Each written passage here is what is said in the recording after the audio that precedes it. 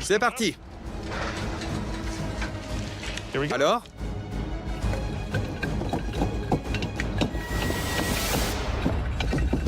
Bart, je voudrais pas salir votre pantalon. Bon, on a une terre relativement fine. C'est presque du sable en fait. C'est quelle profondeur? Environ 8 mètres. Ça marche. Ça n'a rien donné à 8 mètres. Alors, nous enfonçons la gaine à 9 mètres et insérons un nouveau cylindre. Il va permettre d'obtenir une plus grande carotte.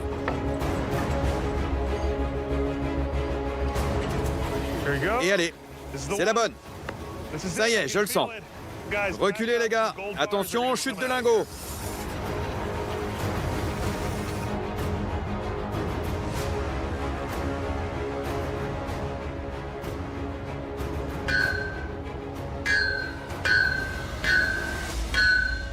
Bon. Et on pose. C'est quoi, regardez? Il y a quelque chose? Oui, là. Stop, stop. Il y a un truc qui brille. Attendez. Qu'est-ce que c'est que ça? Attendez, ce serait pas... Roman? Oui? Putain, vous abusez.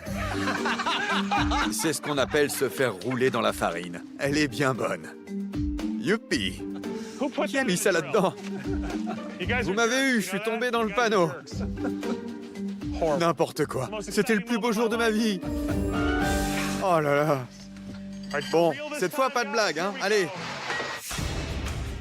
Après cette bonne petite plaisanterie, nous enfonçons la gaine à 12 mètres de profondeur et glissons le cylindre une dernière fois.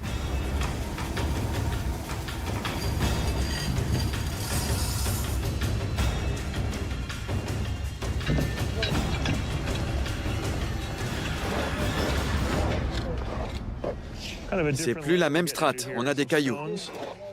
Nous avons atteint une nouvelle strate, mais nous sommes encore bredouilles. Alors, pendant que Roman et le reste de l'équipe continuent de creuser, Bart m'emmène dans les bois, derrière l'édifice. Le carnet parle de l'orangerie et du vaste domaine qui l'entoure. Nous sortons donc les détecteurs de métaux et partons à la recherche d'éléments qui pourraient confirmer ces informations.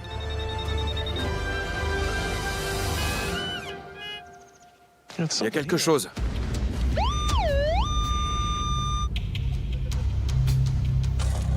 Nous creusons la terre pour voir ce qu'a repéré le détecteur. Un vieux clou attaché à quelque chose. Il reste beaucoup de mines dans ce pays? Oui, là. Je vais le remettre où il était. Moi, je reste pas. Maintenant que nous sommes à l'abri de cette explosion imaginaire, nous tombons sur un sentier battu qui traverse la forêt. Nous avons ce long chemin en pleine forêt. Et ça, c'était quoi, un ruisseau? Un ruisseau asséché qui coulait il y a quelques mois encore. On a aussi déduit qu'un pont traversait ce ruisseau. Entendu. On va jeter un œil des deux côtés. On va bien voir.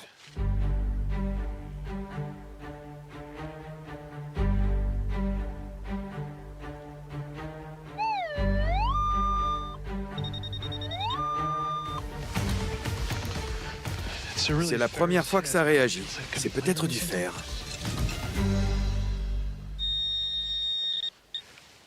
Une languette de canette. Ça, c'est une trouvaille de champion du monde. Mais sous cette languette se trouve quelque chose de bien plus intéressant. Une brique. C'est bon signe. Quelque chose a été construit ici. Pendant que je creuse, l'archéologue Pavel Razouod se joint à nous. Il est là pour expertiser nos trouvailles potentielles. Regardez. Vous voyez? Nous dégageons minutieusement les briques pour avoir une meilleure vue d'ensemble.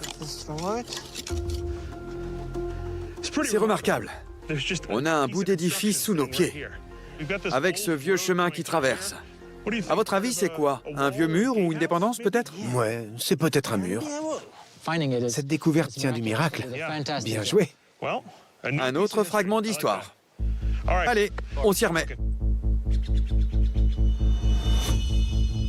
Nous continuons à fouiller le domaine, mais les heures passent et ni nous, ni l'autre équipe n'avons trouvé ce qui était décrit dans le carnet. Il est temps de faire le point. Ce domaine possède une histoire tout à fait hors du commun. Mais en ce qui concerne le trésor, vous êtes sûr qu'il est ici? Oui, sûr et certain. Quand Roman sortira en criant, vous m'appellerez. Ça marche, je me tiendrai prêt. Vous m'envoyez ravi. Merci, c'était super. Merci de nous avoir aidés. J'ai adoré. Il est temps de reprendre la route. Au nord d'ici se trouve un autre site où des découvertes sont en train de changer tout ce que nous savons sur les derniers instants de la Seconde Guerre mondiale.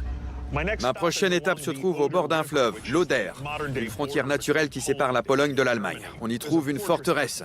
C'était un lieu de la plus haute importance pendant la guerre, quand l'armée rouge avançait vers Berlin.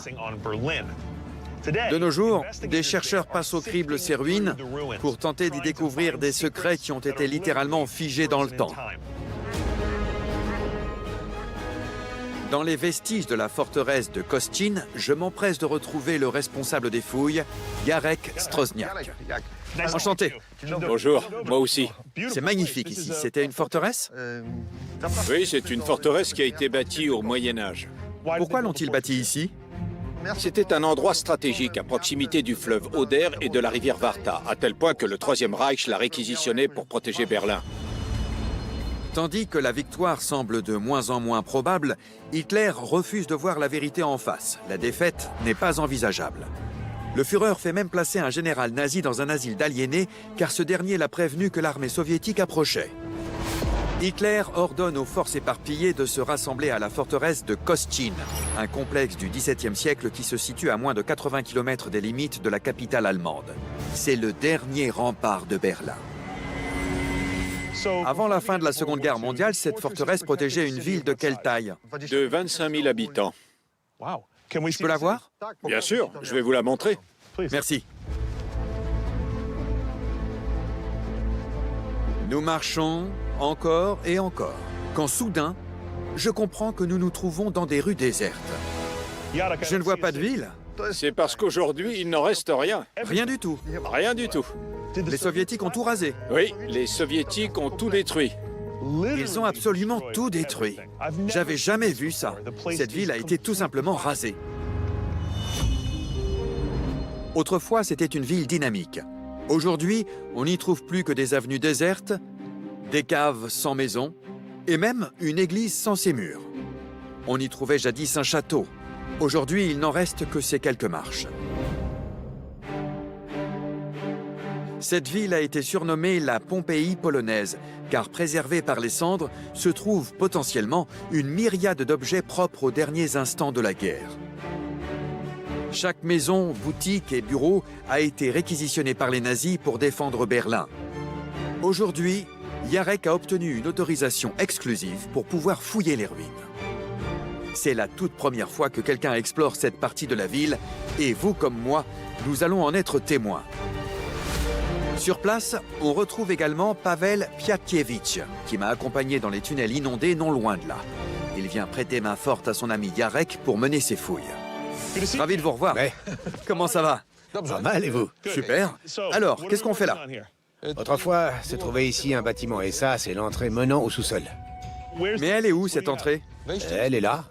Ah, là.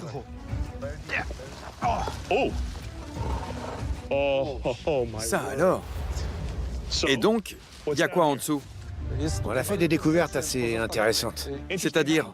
A priori, ce sont des objets d'origine militaire. Est-ce que c'était une zone de commandement? C'était un lieu réservé aux officiers haut gradés. Est-ce que je peux jeter un œil à ces objets? Bien sûr. Je vous en prie. Ils sont encore dedans? Ouais. Allez. Moi d'abord?